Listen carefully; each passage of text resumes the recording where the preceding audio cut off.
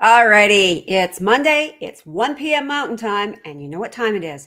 It's time for the TRJ Live Show. It's Sherry, it's TRJ Live, episode 60, Recovery Rundown. We are live.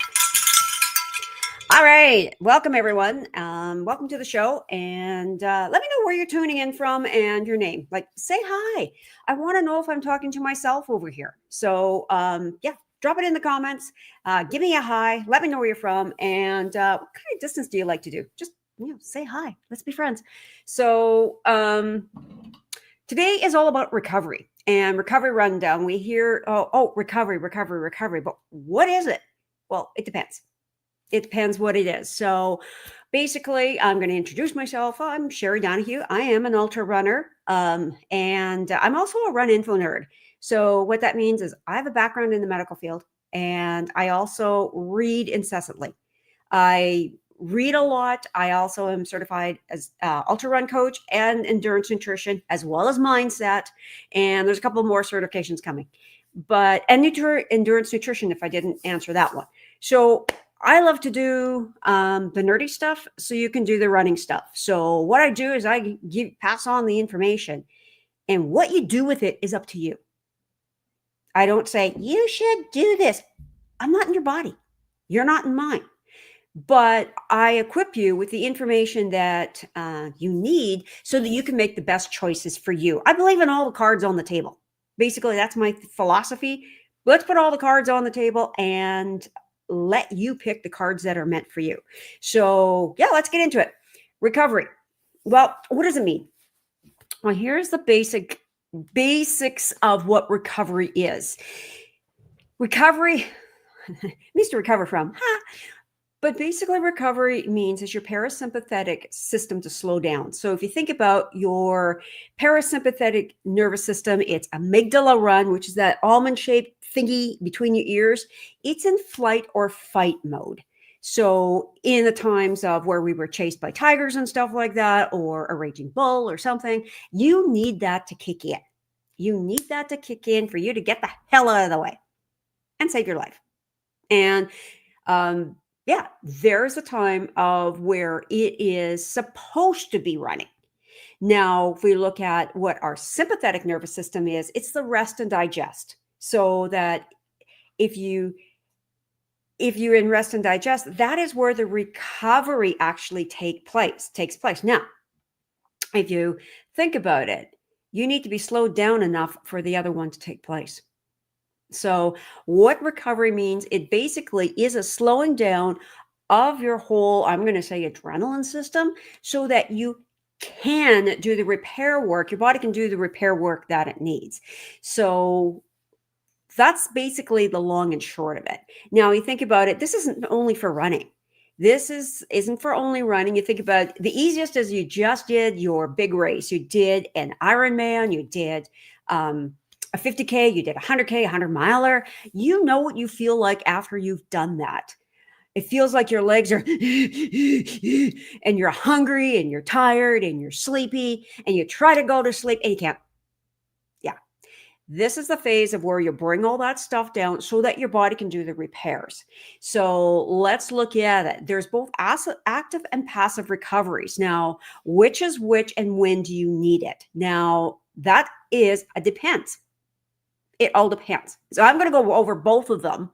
And not only from a running point of view, but from a life point of view. Because when I said it's easy to look at, oh, you just did your big race, but take a look at what you're doing in real life. Are you chasing your kids around like a chicken with your head cut off? What are you doing? Are you working? Are you looking after all the things? Is your job high stress? Do you have shift work plus on call? All this stuff. That also contributes to your sympathetic nervous system, to just be your flight or fight. That's the one I'm looking for. That's continuing for you to be on all the time. What's that doing to your body? And that's the thing is when you look at stress as a contributor to a lot of diseases that are out there, yeah, that's one thing. So what affects that? It affects how much activity you do. It affects how much in overdrive you are, the food you eat, the exercise that you do or not. And a whole other thing. Look at your schedule. Are you running or running? Basically, are you going from the time your feet hit the floor to the time you flop into bed at night? And that's a symbol for a way to say that. Are you tired but wired? So those are some things to slow your system down. So let's look at it, active and passive. So what's active recovery? Active recovery means that you are actively doing something to keep the body fluids flowing, to keep your muscles moving, to keep everything so that you're going. For example, a walk, walking, swimming, biking, hiking, slow-mo, low impact activities. That's active recovery. Active recovery is also yoga. It is also going for a massage. It's also chiropractic treatment as well as physio. That's active. Now, passive. What's passive recovery? Passive recovery is sleep. You know what? And it's passive and active because during your sleep, your body's highly, highly active. It's not, I love the saying, I'll sleep when I'm dead. Oh, the hell you will. You're dead when you're dead. Dead is no activity. None. None whatsoever. I have a farm. I've seen dead stuff. There's no activity. Sleep is a different thing. Sleep, your body's highly active, but your body's in a state where your systems that are very active during that time can do it. Passive, reading a book, quiet time, going out with friends, having an ice cream. Those are passives. When do you need them? Well, that's the key. You need them both. You honestly need them both, but when during it is, for example, you just finished your big race, or you just had, for example, a funeral or a wedding, you need downtime. You need downtime to slow you down. Now, can you also do active recovery during that time? Yeah, you can. It's the thing known as a recovery run. A recovery run is to be a lot less intense than your intense workouts so that your body can flush everything out and your body can get back into your optimal state. Okay. When do you need it? You need both at the same time. Now, when? That is up to your body. Because here's the truth. If you don't take time to recover, whether it's from running, whether it's from whatever stressful event, or even your job, your body will shut you down. That is the truth. Your body will shut you down and force you to recover. There's no accident as to why injuries occur. None whatsoever. So it's better to have a good offense rather than play defense all the time. So yeah, so let me know where you're at. Drop your name in the chat, even on replay. Say hi. I want to know if I'm talking to myself here or if I'm actually providing value. Let me know because, it's feedback from you as to what I do for my show. So let's look at during the run recovery because you've got a long run happening. What can you do during that run so that, and I'm talking races too, so that your body can start recovering? Well, sometimes it's to slow down. Okay. It's to slow down. And I'm going to, for example, but I've got speed work to do. Yes, you have speed work to do. But here's the key with speed work. Hard is hard, fast is fast, intense is intense. You've got, say, for example, a 3-minute interval and a 1-minute recovery. That recovery is to be slowed right down so your heart rate and everything can return back to baseline. And this is a common mistake that's made is speed work is, say, for example, you just did speed interval. You just did a speed interval very fast. You keep on going at a higher interval because you want to get more kilometers or more mileage on your watch. No. That's not how it works. It is intense. Slow it down. Make sure you're recovered and then do your next interval. For example, sprinters, 100-meter sprints, they have 10 minutes in between their intervals so that their body is recovered. So when they do that next interval, they can go. We need to us endurance athletes need to take a page from that and make sure we recover before they do the next one. So slowing down. And look at all your runs. Are your intense runs intense and up here, and are your slow runs down and down here? So get out of that gray area. That gray area where you're trying to go faster is junk. There's where your junk miles are. It's not a recovery run. Recovery runs are very, very purposeful. So when you look at it, you've got recovery runs. Are they at your zone you're looking at, say, for example, your zone 2, even your zone 1 and 2. Are they slow? Or are you trying to keep going faster, faster? No, stop that. There's a time and purpose to be intense. There's a time and purpose to be slower. And guess what? The more time you spend down here helps up there. Got it? Kenyans, if you look at the Kenyans, they don't do all their things fast. Yeah, but they run it. Okay, slow it down here. They also train at 7,500 feet, which they train at altitude, and their slow is our tongue hanging on the ground. Okay, so for them, they actually are training 80% slow and 20% fast. You need to do the same thing. Yeah, you need to do that. Also, what you could do during your run, hydrate. Hydrate, and this is not only with water, this is also with electrolytes. Salt is extremely important. And when I say about salt, sodium, your body needs sodium. It really does. It is a cation for many chemical reactions. Your body needs potassium, but not as much as sodium. You also need magnesium and you need chloride. These are all essential elements that your body needs. So hydrate, particularly with electrolyte, and water. You need to have that whole system. And if you're going for a longer run and into longer races, protein. Start to input protein. Now, after the run, chocolate milk. Yep, it is actually a very good recovery is chocolate milk. It's got protein, it's got fat, it's got sugar because it's chocolate. It's got the magnesium in there, and it makes you feel good. Yep, that's also a thing as well too. Now, after a long workout, after the long stretch, is cold baths or ice baths. How many here do them? How many here go, no? Okay, so cold bath, yay or nay? Now, there are a lot of schools of thought on this one. And first of all, it's easier for men to do an ice bath than women. And this is why. Is men sweat differently than women. Women, our blood vessels dilate, and that's how we lose the heat, is through our blood vessels dilating. So if we plunk ourselves into an ice bath, it's and that is where it's doing more harm than good. Okay. Now, I'm also saying this is do what works for you. Dr. Stacy Sims always says, no, no, no, no. And I'm like, wait a minute, there's another solution. There's another solution. I'll tell you what I do that works for me. Now, a cold bath and a mountain stream, oh, those are so good. But I wouldn't plunge myself in. I kind of work myself in. But this is what I do at home. I get into the tub and I have the water a teepot. Teepot, so it's not a to get in. And then I put the cold water on.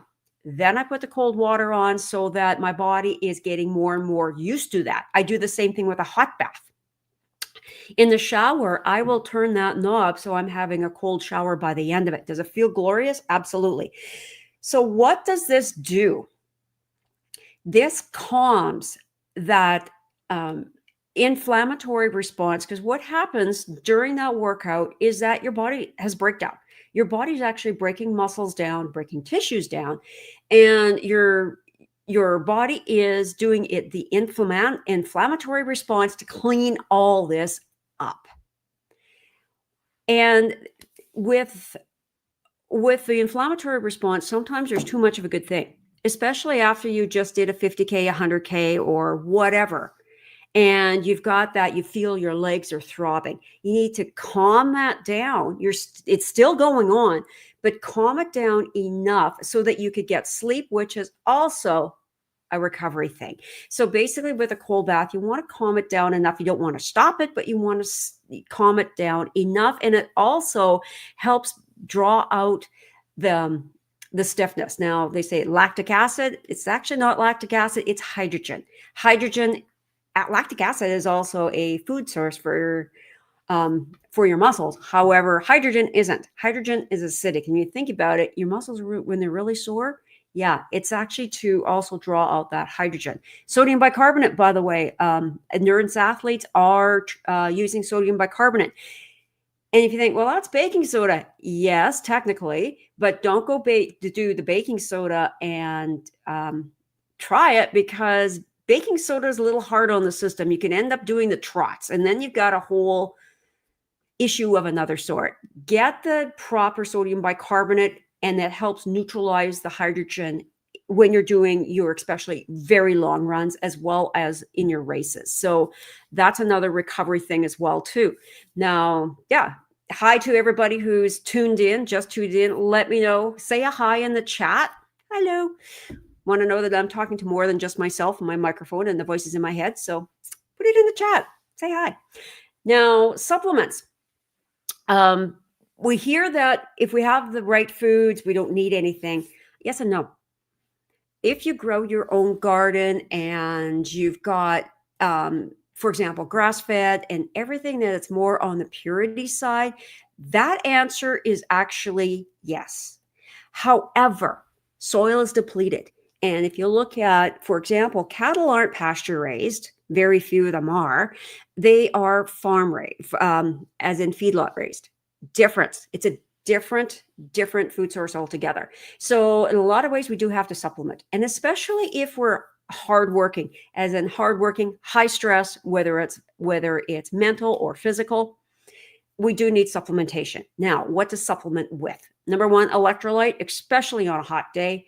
Supplement with your electrolyte and do some snooping around, because we've been told that salt is bad for us, that it causes, heart attacks and strokes. Do your research. Do your research and see if what they've based it on is actually true. A good book to read is called The Salt Fix by Dr. Dean Nicolantonio. Big last name. Imagine if he was a hockey player.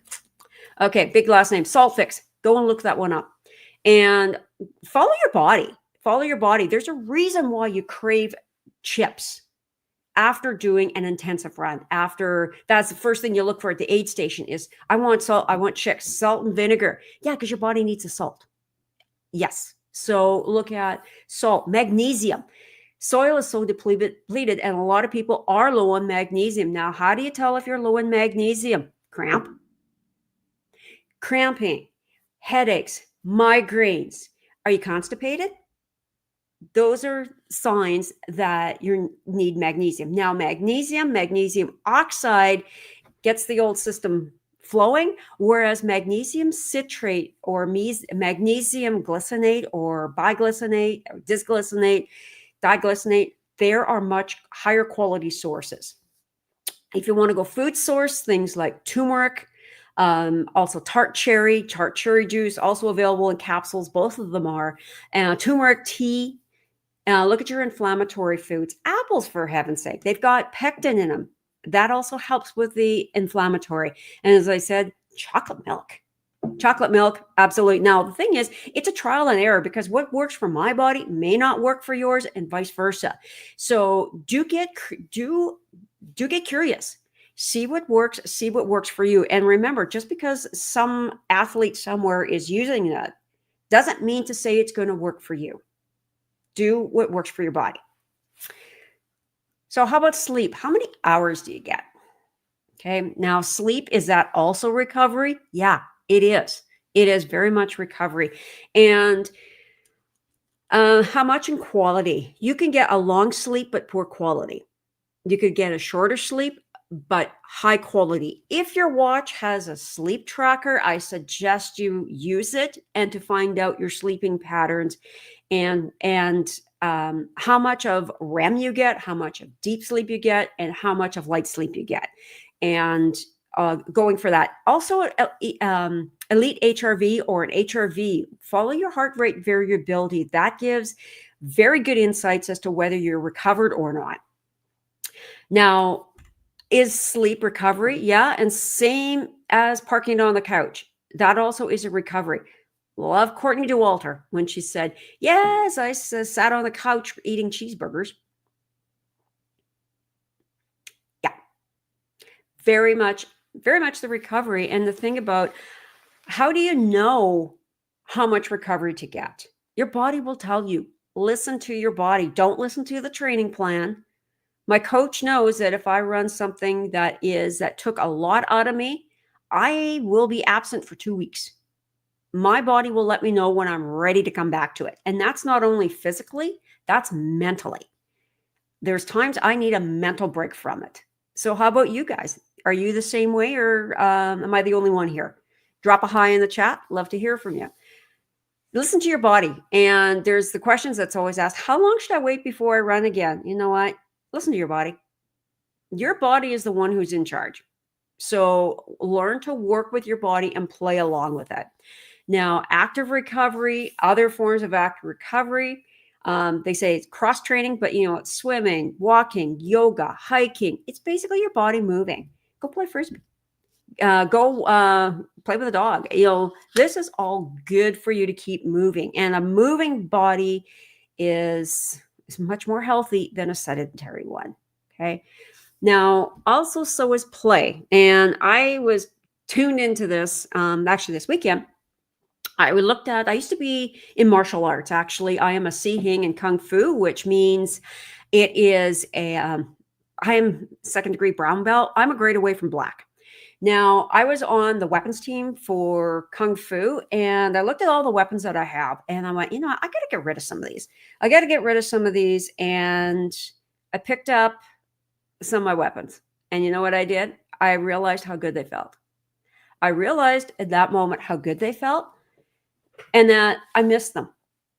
I miss them. So whenever you see a demo, don't kid yourself. There's hundreds of hours of practice behind that 1-minute demo. And even before the routines, there's hundreds of hours of practice to use your weapon right. So if you're asking what weapon, well, this was my signature. It's my fan. I have 10 of these, by the way. Different colors, different sizes, different materials. I have 10 of them. But the instrument that really, the weapon that really got me, I thought I was going to get rid of it, but no, I'm not. It's called a tonfa. This is solid wood. It is a hardwood. It's spun around. It's used as a shield. And this really hurts when you knock yourself in the head. Ask me how I know that one.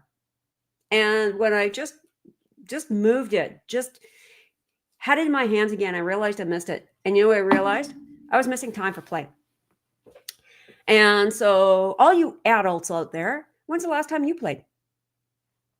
When's the last time you got out and played? When's the last time you got out a puzzle and did it? Played with kids, swung on a swing, get an adult, plunk them on a swing, or get them on the teeter-totter. Do they have teeter-totters anymore? Get them on a teeter-totter. And you see the joy come out. And I know this one because I can tend to be a workaholic.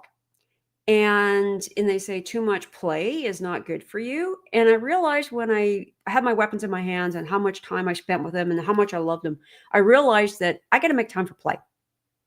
That is huge on the recovery scale. And for another thing, it makes you feel good. It raises your dopamine levels. It makes you feel good. How about time with friends? Quiet time, relaxing time, reading time. This is also recovery. So it's not just we see it's a train. No, it's also the recovery. And actually, recovery is even more important than a lot of the training that you put in. So when it comes time to go back to training and doing your hard stuff, ask your body if it's ready. Ask your body if you're mentally and physically ready, because the no pain, no gain is horseshit. I'll blunt with that one. No pain, no gain. There's a time to push through, but there's also a time to pay attention. So yeah, if you're on the replay, how do you like to play? What other sports have you been doing that you did in your previous life that, it'd be good to just to pick it up again? I used to play softball. I used to play a lot of softball. I pick up my glove and throw the ball around, hit a bat around. Yeah, that'd be great. Is that something that I could do and have some fun again? Yeah, absolutely. So look at what brings you joy, because when you feel good and you're happy, that speeds up recovery so much. So everyone, and by the way, if you're not subscribed to my newsletter, drop news in the chat and I'll send you the link, because what I said here, I give other good stuff in my newsletter. I give stuff in my newsletter that you don't see anywhere else. So let me know, is there something you'd like to have me cover on the show? Do you like the show? I want to know. And because, it's because of you guys as to why I keep showing up, because, I do the nerdy stuff so you can do the running stuff. And I'm over 60, and I intend to keep on going until I'm no longer on this planet. And to do that, I got to be smart. I got to be smart. Young and stupid years are over. I got to be smart about this. So being smart for me and how I train and how I recover is going to be totally different than somebody who's 20 or 30, or somebody who is so well trained that their recovery time is shorter. If you want a good book to read, check out Dara Torres. See if I got it. Where is it? I have it. I do. I can't find it. Dara Torres. If anybody doesn't know, Dara Torres is an Olympian swimmer, and she won her last silver medal at the age of 40, competing against 20-year-olds. Think about that for a second. At the age of 40, she was in the Olympics and got a silver medal. And one thing that she said in her book, she had to train differently. She had to focus on recovery. So here we go. The recovery rundown. Are you getting enough? Are you getting enough of the right type? Are you slowing down as you think about recovery, or recovery run, or recovery walk, or going for treatment? But are you also looking at yourself and going, you know what? I'm taking time to read. It's a great day outside. I'm going to head outside with a book. I'm going for a walk. I'm going to attend, I think Taste of Edmonton is on now. Are you going? Are you doing things that you enjoy? You playing with your kids? Are you playing with your dog? Are you catching a frivolous show? For me, it's time to play with this guy again. I love that fan. Yeah, I love that fan. And it's time for me to get back to the stuff I really loved and I really miss now. So everyone, if you're not on my newsletter, drop a news in the chat. I'll get you hooked up, and have an amazing week. In Canada, it is a long weekend. So all those who are running Death Race, good luck at Death Race. I hope the course is dry enough so it's not a slop fest like it was in 2019. Good luck, everyone, in Death Race. I'll be thinking of you. It's a long weekend. Enjoy that long weekend. It's the last long weekend before school starts again. So yeah, think about recovery. How are you going to recover? You know what? Work hard and play hard. That's the way to go. Have a good week, everyone. Get out there, get some trail, get out there and have fun. We'll see you next week.